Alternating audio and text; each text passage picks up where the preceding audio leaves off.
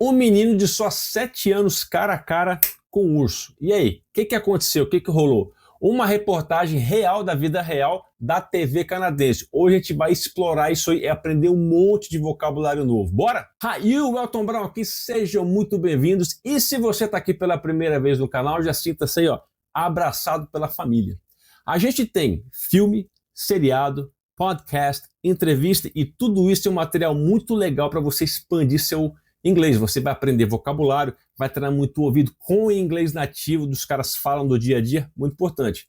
Mas hoje nessa aula eu resolvi trazer pela primeira vez do canal aqui notícia, noticiário. Qual a diferença? Noticiário, notícia, normalmente você tem uma linguagem mais curta, mais resumida. O repórter às vezes tem que falar uma coisa ou um conceito que envolve um conceito grande com 2 ou 3 palavras. Essa manha você vai pegar hoje. Então, a linguagem de noticiário ela é mais curta, mais direta, mais objetiva. Mas é muito legal, porque a gente vai aprender um monte de vocabulário aqui hoje. Essa reportagem que a gente vai ver hoje passou na TV canadense 1 ano e meio atrás. E já teve mais de 20 milhões de visualizações. É um garoto que encontrou um urso. Não sei se você viu, mas vamos pegar o inglês aqui. Isso aqui é 1 minuto, 1 minuto e 10 só de reportagem. É super rapidinho. Vamos pegar aqui frase a frase que você vai aprender um monte de vocabulário novo e, como eu sempre digo, dentro do vocabulário das frases tem os padrões, que é a coisa mais importante pra gente. E aí, bora para a nossa primeira frase. It's an epic showdown between boy and beast.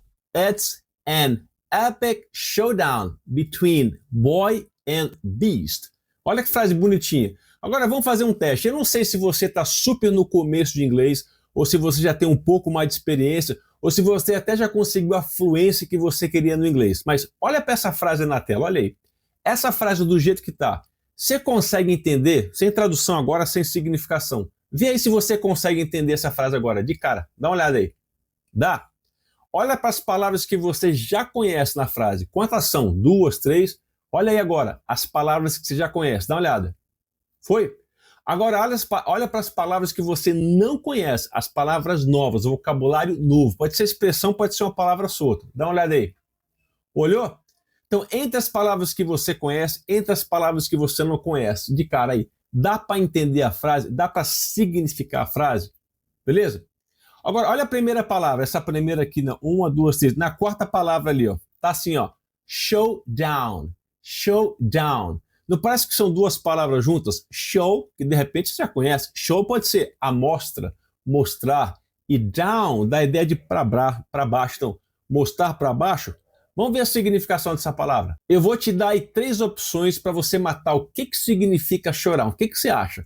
A, baixar a moral. B, acerto de contas. C, espetáculo. E aí? A, B ou C? Se você falou B, você acertou. Acerto de contas. Então, chorar passa essa ideia de conflito final, de resolver as contas. Vamos resolver essa parada aqui. Esse que é o significado. Ó, vou te dar 2 frases para você conseguir entender o que significa chorar dentro de um conceito. A primeira frase, ó. It's time for a showdown. It's time for a showdown. Ou seja, é hora do quê? Do confronto final. Bora acertar as contas. Mais uma frase. We're heading for a political showdown. A gente está caminhando, está se direcionando para um confronto político, que é political showdown. O Brasil está cheio disso, né? Political showdown. Aliás, o mundo está cheio disso. Então, we're heading for a political showdown. Então, essas 2 frases dão a ideia do que é showdown. Beleza? Então, pegamos o que é showdown. Agora, volta para a nossa frase original, nossa frase da nossa reportagem, a primeira frase. Tenta agora matar essa frase inteira. Eu não dei a significação da frase ainda. Tenta matar aí, ó. It's an epic showdown between boy and beast. Qual o significado dessa frase? Consegue agora? Com o que você já sabe agora com esse conceito de showdown? Dá para ir? Um confronto épico entre o menino e a fera. Não parece que é uma headline, não parece uma chamada que está tentando chamar a atenção de você, uma coisa meio assim, sensacionalista? Um conflito épico entre o menino e a besta. Exatamente isso. E essa é a primeira frase que começa essa reportagem aqui. Ou seja, linguagem de jornal, linguagem de noticiário, de notícias, é diferente. Ela é mais resumida, ela faz para pegar, para chamar sua atenção. Então, ó, mas a gente pode fazer a nossa própria frase, usando esse mesmo padrão, ó. It's an epic showdown between salary and bills. Olha aí. Verdade, né? É sempre, todo mês tem esse conflito épico entre o salário e os boletos. Ou seja, é uma linguagem então que chama atenção. Mas essa palavra showdown, de onde que ela surgiu? Ela surgiu do poker. Quando o dealer, que é o cara que fica lá na mesa, administrando a mesa assim, quando todo mundo termina as suas jogadas, vai chegar uma hora que no poker você tem que pegar as suas cartas e mostrar, colocar sobre a mesa para que todo mundo veja o seu carteado. Maravilha. Aí o dealer, ele fala o seguinte, showdown, que significa show, mostrar, down, para baixo. Ou seja, mostra suas cartas colocando-las de face para cima para que todo mundo veja qual é o seu carteado, quais as cartas que você tinha. Daí que vem a expressão showdown. E veio do poker, isso acabou virando um termo que todo mundo conhece. Vamos acertar as contas, vamos terminar esse conflito. Essa é a ideia de showdown. Então a nossa frase fica: It's an epic showdown between boy and beast. Mas como eu sempre falo aqui, é importante a gente saber o quê? A gente manjar da pronúncia disso aqui, porque a gente vai entender os nativos falando assim. Então, como eu sempre faço nos vídeos, quando eu pedir para você repetir, fala mesmo. E agora está na hora de falar. Põe para fora. Repete comigo aí, ó. It's an epic. Vamos juntar isso, ó. It's an epic. It's an epic. It's an epic showdown. It's an epic showdown. It's an epic showdown between. It's an epic showdown between. Vai. It's an epic showdown between boy and beast. Mais uma. It's an epic showdown between boy and beast. Beleza, mas como eu sempre faço aqui no final da aula, você vai ter essas frases, todo esse pedacinho de trecho do noticiário para você fazer o quê? Isso aqui, ó, na tela. Praticamente quase todas as aulas eu coloco isso aqui no final, que é treinamento e memorização, para você fazer com que tudo aqui realmente vale a pena, que você tenha um resultado eficiente aqui dessa aula, beleza? Então bora aí agora para a nossa segunda frase. It's an epic showdown between boy and beast. 7-year-old Huxley Hardy Penner comes face to face with a black bear while riding a scooter. Olha a nossa segunda frase aí. 7-year-old Huxley Hardy Penner comes face to face with a black bear while riding a scooter. Maravilha. É uma frase mais longa, mas tem bastante coisa interessante aqui. Ele já começa falando frase assim: 7-year-old Huxley Hardy Penner. Quais as formas eu tenho em inglês de poder falar a idade? Por exemplo, eu posso falar a minha idade. Vamos supor, I am 40. Eu tenho 40. Eu posso fazer a frase um pouquinho mais longa. I am 40 years old. Eu tenho 40 anos de idade. Mas tem outra forma que você também pode falar a idade, que é uma forma mais indireta. Vamos supor, eu tenho uma filha de 13 anos. I have a 13-year-old daughter. De novo, ó. I have a 13, 15, o número que for, year-old daughter. Esse year-old é sem o S e tem um hífen. Year-old, year-old. Ou seja, quer dizer que o quê? Eu tenho uma filha de 13 anos. E aqui, exatamente esse formato mais indireto, foi exatamente o formato que ele começou a frase. Aqui, ó. 7-year-old Huxley Hardy Penner. Você pode falar, ó. 10-year-old Marcelo Augusto. 15-year-old Isabela papapá. Ou seja, esse é um formato. E percebe que esse formato com que ele começa a segunda frase é um formato de noticiário. 7-year-old Huxley Hardy, parece o Datena falando. 7-year-old, garoto de 7 anos. É um negócio, o noticiário é um formato mais direto ao ponto. Por isso que esse formato foi sendo usado. Então eu tenho algumas maneiras de falar a idade. Essa é uma maneira de falar de forma indireta. Então se você quer dizer assim, fala aí, ó. Eu tenho uma filha de 15 anos. Como é que fica? I have a 15-year-old daughter. Agora fala aí. Eu tenho um filho de 25 anos. Como é que fica? I have a 25-year-old son. Maravilha. Esse é um formato indireto. Maravilha. E depois a frase continua assim, ó. Comes face to face with a black bear while riding a scooter. Essa frase aqui, ó, face to face, essa é uma expressão em inglês. A mesma coisa que em português. Face to face.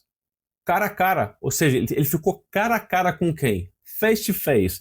Ele continua with a bear, com um urso, with a bear. E depois a próxima frase ele termina assim, essa primeira palavra ali, ó, while, repete aí, ó, while. While você vai usar pra caramba essa palavra que é enquanto, while o quê? Depois ele fala riding a scooter. Percebe que a gente tem uma palavra com ing e sempre que aparece ing, vamos analisar. O verbo ride é um verbo que se você colocar ing vai ficar no sentido de riding. Taking riding. Por exemplo, em português a gente fala assim, ó, andar de cavalo. A gente usa o verbo andar de cavalo, mas em inglês não dá para fazer isso. Você não pode falar andar de cavalo. Walk a horse, walk with a horse, não faz sentido. Então, ride a horse, para eles, para a gente é andar de cavalo. Mas a gente usa o verbo andar. Eles usam outro verbo, que é o verbo ride. Ride a bike, andar de bicicleta. Ride a horse, andar de cavalo. Ride a motorcycle, andar de moto. Então, eles usam o verbo ride para esse tipo de sentido. E ele fala assim, ó, while riding a scooter. No sentido aqui dessa linguagem mais de noticiário, mais resumida, quer dizer o seguinte, while riding a scooter. Enquanto andava de quê? De patinete. Então não é andar, walk, é ride a scooter. E a pronúncia, vamos ver agora a pronúncia dessa frase. Como é que ficou a nossa frase então toda? 7-year-old Huxley Hardy Penner comes face to face with a bear while riding a scooter. Bora ver a pronúncia disso? Agora é de falar, põe pra fora pra gente treinar esse cara. Vamos junto aí, ó. 7-year-old Huxley Hardy Penner, que é o nome dele, comes face to face. Repete aí. Comes face to face. With a. Esse with a você vai juntar. With a black bear. With a black bear. With a black bear. While riding a scooter. While riding a scooter. No final você vai ter tudo isso aqui pausado para você treinar, que é o nosso treinamento importante.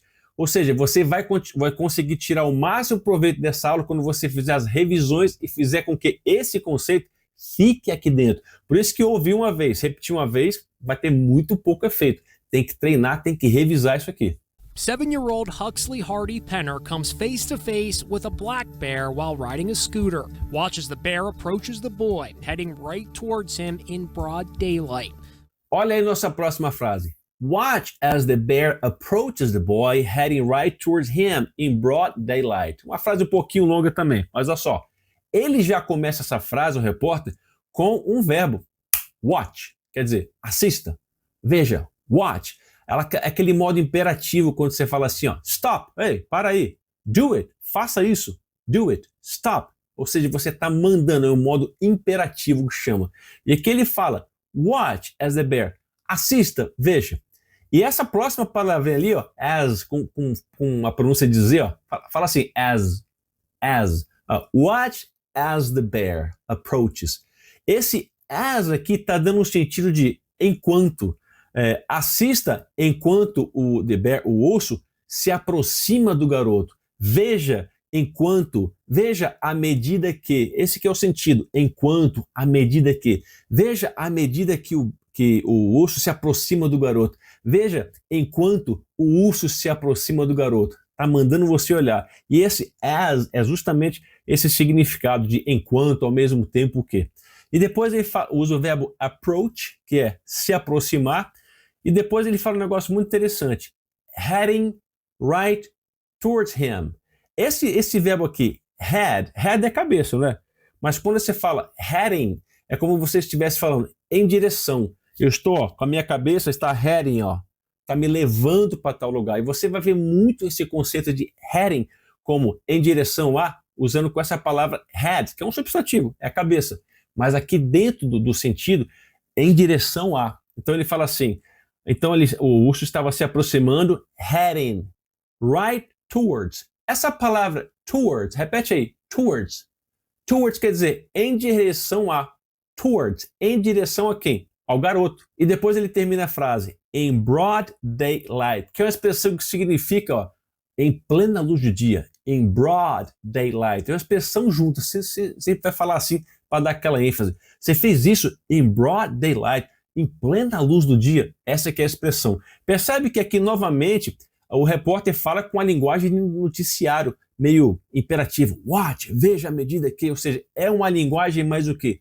Como se você estivesse contando uma história, que é sempre legal de escrever histórias para o seu inglês. Você está contando histórias, você está criando coisas. E essa linguagem ajuda a fazer isso. Você está contando uma história. Aqui você está colocando uma coisa mais direta, mais imperativa. Essa aqui é a linguagem normalmente mais curta do noticiário, das notícias. Então, como é que fica a nossa frase? Watch as the bear approaches the boy, heading right towards him in broad daylight. Ou seja, veja o momento em que o urso se aproxima em direção do garoto indo direto em sua direção, em plena luz do dia. Né? Uma coisa assim, uma linguagem bem para chamar atenção, de noticiário mesmo, de headline, maravilha. Mas vamos fazer o que agora? Praticar nossa pronúncia. Repete aí, hora de falar, vamos junto. Watch as the bear, vai. Vamos juntar. Watch as the bear. Watch as the bear. Parece watches, mas é watch as. Watch as the bear. Approaches the boy. Approaches the boy. Heading right. Heading right. Heading right towards. Heading right towards. Heading right towards him. Towards him. Heading right towards him. In broad daylight. In broad daylight, vai. In broad daylight. No final aqui você vai ter essas frases para você poder repetir e praticar, e tem que fazer no final aqui. Bora então agora para nossa próxima frase. Estamos aprendendo um monte de vocabulário novo, hein? Watch as the bear approaches the boy, heading right towards him in broad daylight. Without panicking, Huxley stares the animal down, looking directly at him until the bear stops dead in his tracks. Próxima frase é: Without panicking, Huxley stares at the animal down, looking directly at him until the bear stops dead in its tracks. Beleza. Aqui tem expressão idiomática, que é coisa muito importante que sempre vai aparecer na vida, e você vai ver em noticiário, em filmes, tudo isso. Bora aqui. Primeira coisa, ela fala aqui, começa a frase assim, ó. Without panicking. Olha que maravilha. Panic, que é pânico, tá com ing. Será que isso aqui é um verbo, ó? Without, que é sem, né?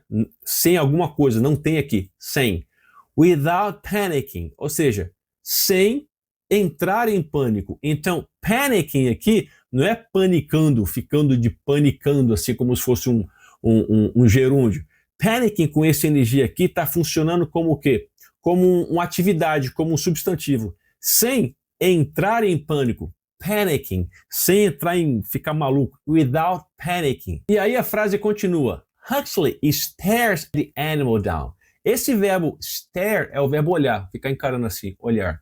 Mas aqui tem uma diferença. Stare the animal, stare the bear down. Essa é a preposição aqui, down. Então quando você tem stare down, que é mais uma partícula adverbial, dá o sentido de um phrasal verb.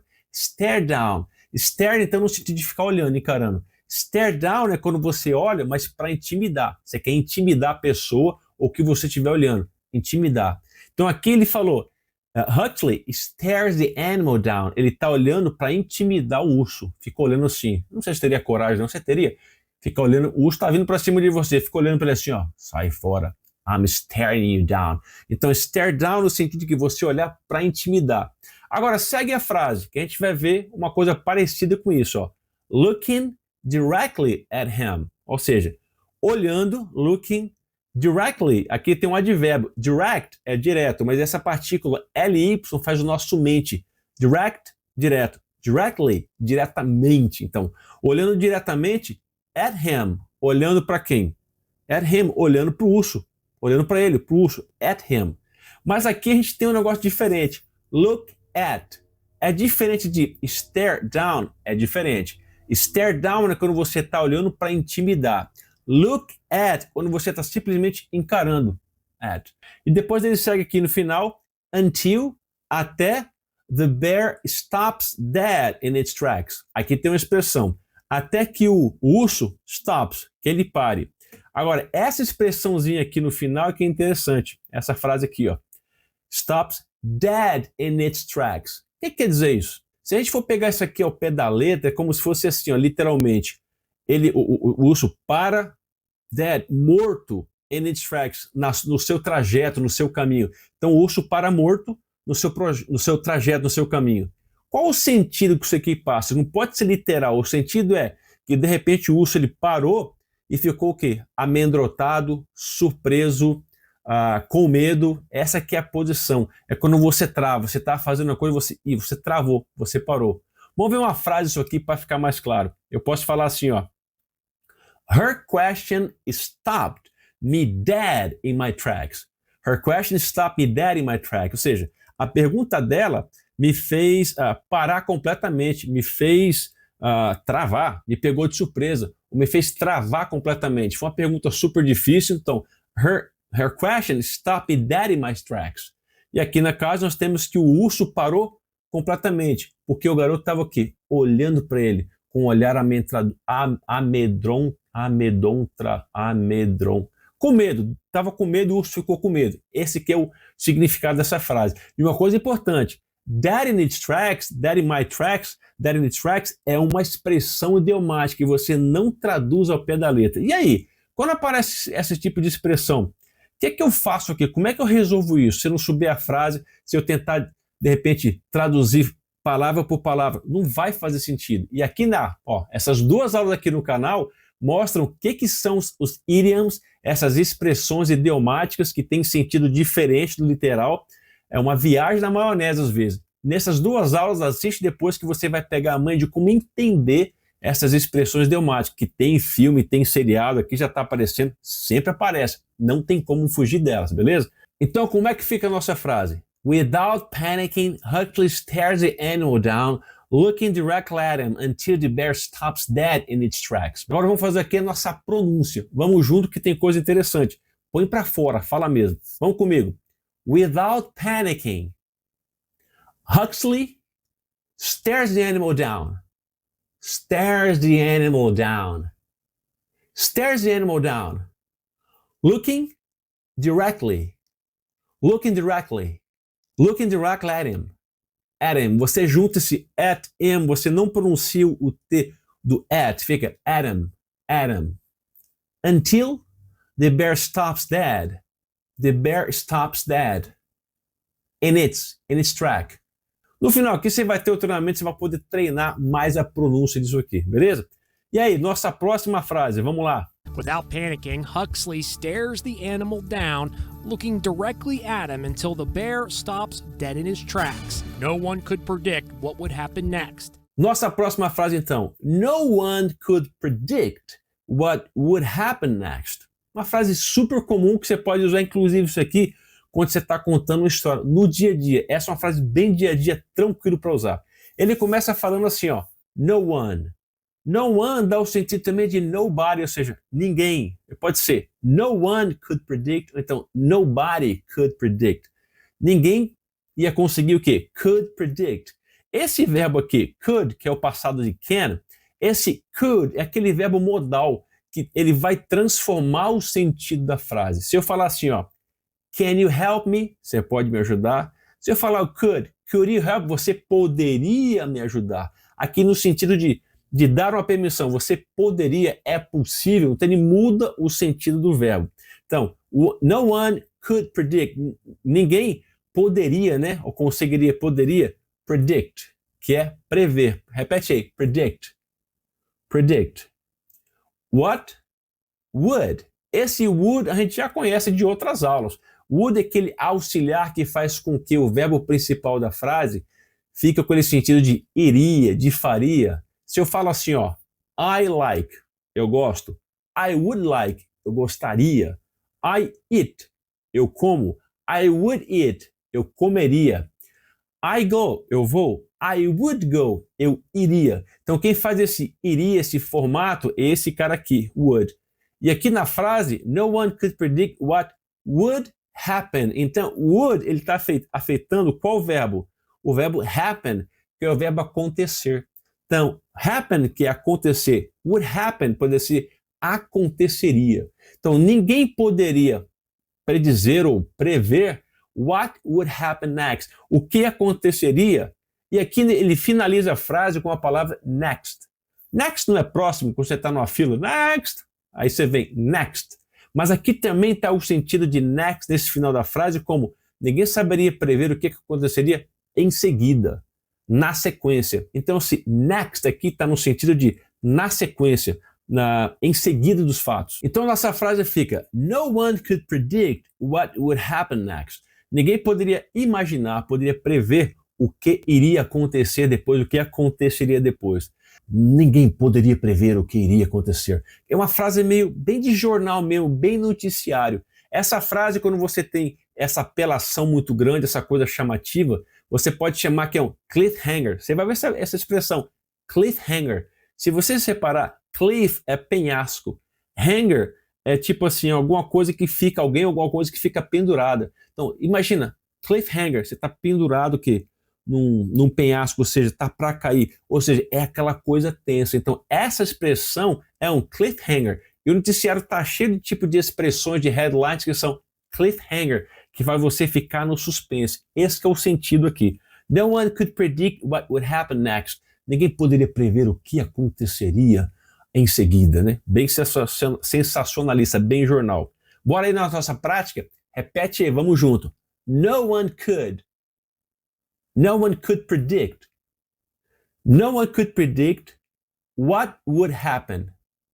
What would happen? What would happen? What would happen? What would happen? É bem conectado. What would happen? What would happen next? Vamos fazer? De novo, conectado. No one could predict what would happen next. Vai. No one could predict what would happen next. Then, out of nowhere, Huxley's neighbor appears, with his arms raised high. Then, out of nowhere, Huxley's neighbor appears with his arms raised high. Uma frase show de bola que tem expressão interessante aqui. Ele começa com then. Then dá a ideia de quê? De depois. Então, na sequência, quando você está contando uma história, você vai usar muito esse then quando você está descrevendo coisas. Então, then, out of nowhere. Repete aí. Out of nowhere. Junta. Out of nowhere. Out of nowhere. Assim que você vai ouvir os caras falando. Out of nowhere significa o seguinte, ao pé da letra. Out seria fora. Of, de. Nowhere, lugar nenhum. Fora de lugar nenhum. Qual a ideia que isso aqui passa? De repente. Do nada. Esse que é o sentido. Then, out of nowhere. Então, depois do nada. Uma expressão que você também pode usar é out of the blue. Opa, aqui. Out of the blue. Repete aí. Out of the blue. Juntando, out of the blue. Out of the blue. Out of the blue, out of nowhere. É a mesma coisa, dá o sentido de do nada, de repente. Then, out of nowhere, Huxley's neighbor. Percebe que Huxley, que é o nome do menino, tá com apóstrofe S no final. E depois tem a palavra neighbor, que é o quê? Vizinho. Então, o vizinho de Huxley. Esse tipo de possessivo em inglês a gente não tem em português. É o genitive case ou então possessive case, que é mais fácil de lembrar, que é o caso de um possessivo. Como é que explica isso? Olha esse exemplo aqui, ó. John has a car. John tem um carro. Show. His car is red. O carro dele é vermelho. Então posso falar aqui, eu quero falar assim, ó. O carro de John é vermelho. John's car is red. Tem apóstrofe S no nome de João. Então, João é a pessoa que é o dominador, ele que possui a coisa possuída. A coisa possuída vem depois. John's car. Car é a coisa possuída. E quem é que possui essa coisa? John's car. Eu posso falar Maria's house, casa de Maria, ou seja, Maria é dona dessa casa. A casa é o objeto de possessão e Maria é quem possui. Jennifer's purse. A bolsa de quem? Da Jennifer. Esse é o possessivo que a gente não tem em português. Então isso aqui existe e é muito usado pra caramba. Então nesse sentido aqui, na frase, Huxley's neighbor, então vizinho de Huxley, desse menino. E a frase continua, appears. Appear é o verbo aparecer, ó, apareci. Appears, ele aparece with his arms, com os seus, o dele, né? Os seus braços. Raised high. Raise é o verbo erguer, levantar. Raised, aqui está no particípio, levantados. Raised high, de que maneira? High, altos, não down, não low, mas high, altos. Então, essa última expressão aqui, essa frase, appears with his arms raised high. Ele aparece, o vizinho aparece, né, com os seus braços levantados. Esse é o sentido que dá. Eu lembro que quando eu estava começando a aprender inglês lá atrás, essa sequência de palavras eu tinha dificuldade. Por que é appears with his arms raised high? Por que essa palavra não é aqui e essa palavra não é aqui? Sabe quando a gente quer entender a sequência das palavras, da formação das frases em inglês ou qualquer idioma? Como é que a gente aprende isso? Se você ficar só em cima de regra gramatical, regra de estruturas, você pode até manjar de como você vai construir essas frases gramaticalmente, mas eu acho que vai te faltar aquela espontaneidade, inclusive de criar frases. Por quê? Quanto mais você vê, quanto mais você lê, quanto mais você está exposto ao inglês falado e ao inglês escrito, mais você vai pegar essa manha da sequência das palavras de maneira subliminar. De tanto ver, eu já sei que isso aqui está certo. Então, por exemplo, appears with his arms. Se tivesse escrito appears arm with his, você sente que, cara, tem alguma coisa errada. Não faz sentido. Tem alguma coisa errada aqui. Você nem sabe, às vezes, explicar por que está errado, mas você está certo. Você sente, você olha, cara, tem uma coisa me falando que essa frase não está correta. Por que você teve esse insight? Por que você teve essa sacada de que está errado? Porque você está acostumado a ouvir, acostumado a ler, que a sequência correta é essa, e não essa que inventaram. Então você começa a sacar que as coisas estão certas ou que estão erradas pelo feeling, porque a sua memória visual, olha, cara, isso aqui está errado. Por isso que eu sempre digo nas aulas, a revisão é importantíssima. A repetição é a revisão, porque você vai acostumar com todos esses padrões.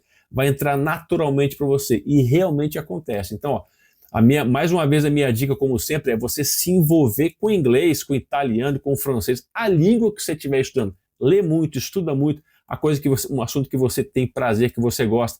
Ouça muito para você ficar exposto. Encha o seu cérebro, alimente o seu cérebro com o idioma, foco, o alvo que você está estudando. Você vai facilitar. Alimenta o cara que ele precisa disso para te ajudar a você ter o resultado que você quer. Bora para a nossa próxima frase, que é uma frase agora um pouco mais longa. Vamos lá. Then, out of nowhere, Huxley's neighbor appears. With his arms raised high, the neighbor turns into a superhero and fearlessly approaches the animal, engaging the bear in a heart-stopping game of hide and seek. Olha aí a nossa próxima frase. The neighbor turns into a superhero and fearlessly approaches the animal, engaging the bear in a heart-stopping game of hide and seek. Tem expressãozinha aqui muito show de bola nessa parte aqui. Primeira coisa, ele começa assim. The neighbor, o vizinho, turns into. Essa expressão, turns into, ela passa a ideia de que você se transformar em alguma coisa. É um phrasal verb, turns into, se transformar, virar alguma coisa. Turns into, que é usado quando você muda a aparência, você pode mudar o comportamento, você pode mudar o estado. The neighbor turns into a superhero, ou seja, por ter feito isso que acontece, o vizinho se transforma, ele se transforma no super-herói, superhero. The neighbor turns into a superhero. E a frase continua, and fearlessly, vamos separar essa palavra. Fear quer dizer o quê? Medo. Agora, esse prefixo less, ele passa a ideia nas palavras de sem, de menos, de ficar menor, de ausência ou falta de alguma coisa. Vamos dar um exemplo aqui. Se eu falar assim, ó, care, que é cuidado, careless, que é sem cuidado. Se eu falar hope, que é esperança, hopeless, é sem esperança. Se eu dizer fear, que é medo, fearless, ou seja, é sem medo, fearless. E no final aqui ainda tem o ly, que faz aquele mente. Então, fearlessly, repete aí, ó, fearlessly. Ou seja, sem nenhum tipo de medo, ou seja, de maneira corajosa, fearlessly, sem medo, de maneira corajosa. E a frase continua falando o seguinte, engage in the bear. Esse verbo to engage é o verbo, por exemplo, quando você se envolve, você inicia, você se envolve com alguma coisa. Aqui ele está engage in the bear, ele está envolvendo o urso. Ele está colocando o urso no envolvimento de alguma coisa. Engage in the bear. Então ele está engaged in the bear, envolvendo o urso o quê? Agora vem um adjetivo composto muito legal. In a heart-stopping game. Heart-stopping game. Pensa aí comigo. Heart é coração. Stopping é parar. Quer dizer, é um jogo de parar o coração. Qual o sentido disso? Eletrizante? Muito louco? Heart-stopping game. Um jogo eletrizante, muito maluco, muito louco. Então ele estava fazendo com que o urso se envolvesse in a heart-stopping game, num jogo eletrizante de quê? Of hide and seek. Repete aí, ó. Hide and seek. Junta, como é que você vai ouvir isso? Hide and seek. Repete. Hide and seek. Hide and seek. Hide and seek é o famoso, na minha terra, no meu tempo de moleque, eu falava pique-esconde. Como é que você fala aí na sua terra? Põe nos comentários como é que você fala hide and seek onde você mora ou no país que você está aí. Coloca aí na sua língua também nativa aí. Hide and seek, hide and seek. O que é hide and seek? Eu chamava de pique-pega, de pique-esconde, né? Pique-esconde. Hide and seek. Então bora continuar, bora para nossa próxima frase. And fearlessly approaches the animal, engaging the bear in a heart-stopping game of hide and seek. We've had conversations about being aware. Hey, be aware of your surroundings. We've had conversations about being aware. Hey, be aware of your surroundings. Beleza, é o que a mãe dele fala.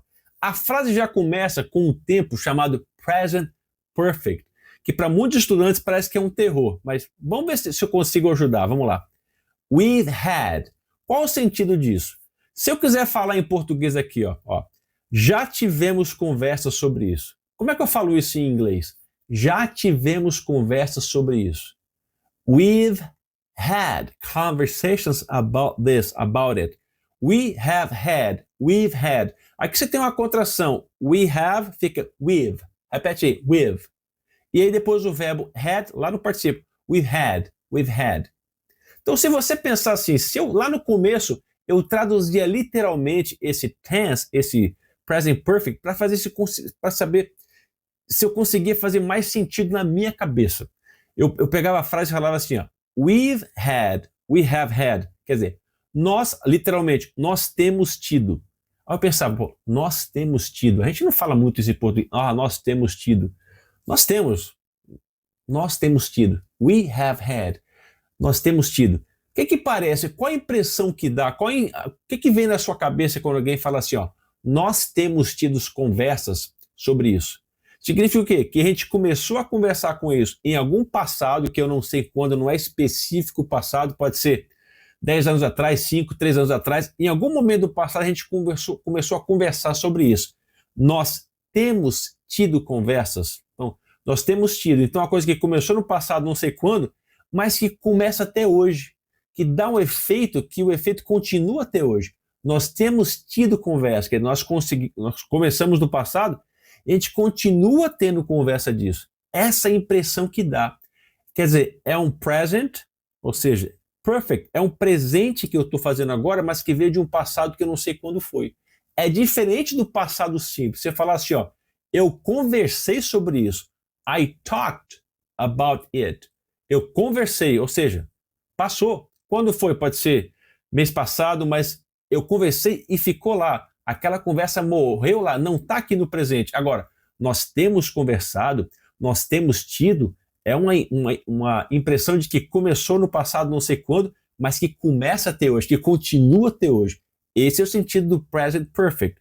E aqui ele está falando, we've had, nós temos tido essas conversações. Então a mãe dele está falando exatamente isso.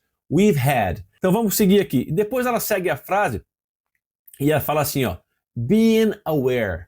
O que é being aware? Being aware é estar avisado, estar atento, estar de olho. Being aware, estar avisado, estar atento. Esse que é o sentido que dá aqui, being aware. Já viu aquelas placas assim, ó? Be aware of dog, ou seja, ó, fique avisado que tem cachorro, ó. Fique esperto que tem cachorro aqui. Está avisado que tem cachorro aqui. E ela segue no final. Hey, be aware of your surroundings. Fica ligado aí of your surroundings. Surroundings no sentido o que rola em volta de você. A sua vizinhança. o seu ambiente, o que está em volta do seu ambiente. É o surroundings, esse que é a ideia que passa. Chame a atenção do que está acontecendo em volta de você, no seu ambiente. We've had conversations about being aware. Hey, be aware of your surroundings. And off Huxley goes on his scooter to his next adventure. E agora aqui, a nossa frase final que o repórter fala é o seguinte: And off Huxley goes on his scooter to his next adventure. Olha que legal essa frase aqui. E você vai ver muito sendo usado isso aqui, ó. And off goes. Off goes. Off goes é uma expressão informal para descrever que alguém está indo embora. Ó, tá indo embora. Off goes. Off he goes. Ah, lá vai ele. Off he goes. Lá vai ele. Lá ele tá partindo, né? Tá indo embora. E to his next adventure. Para sua o quê? Do menino do Huxley. Para sua próxima aventura. Continuando lá a vida de moleque de 7 anos. And off Huxley goes on his scooter to his next adventure. Acabamos de ver uma história que realmente aconteceu na vida real lá no Canadá. Tudo em inglês. Você ficou exposto a muito vocabulário, expressões, inclusive aquelas chamadas expressões idiomáticas, onde você não tem literalmente lá o significado, mas é uma coisa figurada que também é super importante aprender. A gente vai ver o resto da vida em inglês. Então, como é que faz agora? Será que você fez essa aula agora? Você vai conseguir lembrar daqui um dia todo esse conhecimento aqui, essas frases vão conseguir entrar na sua memória a longo prazo, na sua memória visual, vendo, assistindo uma vez só? Provavelmente não. Por isso que em todas as aulas eu repito isso aqui, ó. Treinamento e memorização. Eu faço isso exatamente para ajudar você a que você transforme essas aulas numa coisa útil, que fique na sua memória, para que você passe esse inglês para o seu dia a dia. E como eu sempre digo, tudo que você revisa, seu cérebro valoriza. Então, o meu desafio para você agora é: faça a revisão de tudo isso aqui, pelo menos 8 vezes nos próximos 20 dias, em dias diferentes. Faça isso. Na 4ª, na 5ª revisão, você já começa a ficar muito mais à vontade. Esse negócio vai ficar passando para o seu cérebro. Qual o objetivo? Quando você colocar todo esse vídeo, que eu vou passar agora no final, você vai poder fazer o treinamento de 1 minuto e 10, se não me engano. Toda vez que você ouvir isso aqui agora, até o momento que você entender 85% pelo menos, sem precisar de nada escrito, sem precisar de PDF, sem precisar de nada, simplesmente ouvir, e entender como se fosse português automático.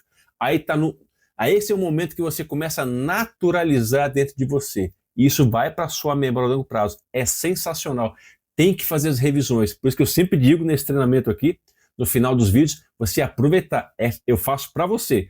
E se isso aqui foi tudo útil, se for muito legal para você, se você conseguiu ter um proveito, faz parte da nossa família aqui, se inscreve na família que está crescendo cada vez mais. E muito importante, deixa um like. Então dá uma hypada também pra gente e deixa seus comentários aí.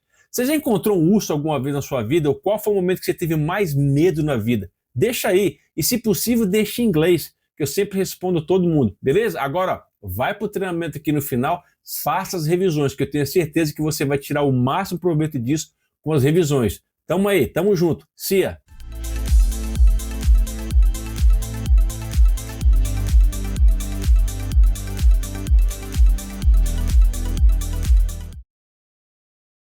It's an epic showdown between boy and beast. 7-year-old Huxley Hardy Penner comes face to face with a black bear while riding a scooter. Watch as the bear approaches the boy, heading right towards him in broad daylight. Without panicking, Huxley stares the animal down, looking directly at him until the bear stops dead in his tracks. No one could predict what would happen next. Then, out of nowhere, Huxley's neighbor appears. With his arms raised high, the neighbor turns into a superhero and fearlessly approaches the animal, engaging the bear in a heart-stopping game of hide and seek. We've had conversations about being aware. Hey, be aware of your surroundings. And off Huxley goes on his scooter to his next adventure. It's an epic showdown between boy and beast. 7-year-old Huxley Hardy Penner comes face to face with a black bear while riding a scooter. Watch as the bear approaches the boy, heading right towards him in broad daylight. Without panicking, Huxley stares the animal down, looking directly at him until the bear stops dead in his tracks. No one could predict what would happen next. Then, out of nowhere, Huxley's neighbor appears. With his arms raised high, the neighbor turns into a superhero and fearlessly approaches the animal, engaging the bear in a heart-stopping game of hide and seek. We've had conversations about being aware. Hey, be aware of your surroundings. And off Huxley goes on his scooter to his next adventure. It's an epic showdown between boy and beast. 7-year-old Huxley Hardy Penner comes face to face with a black bear while riding a scooter.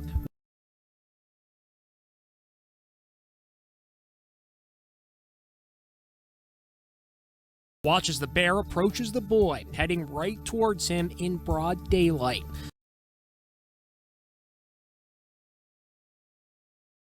Without panicking, Huxley stares the animal down,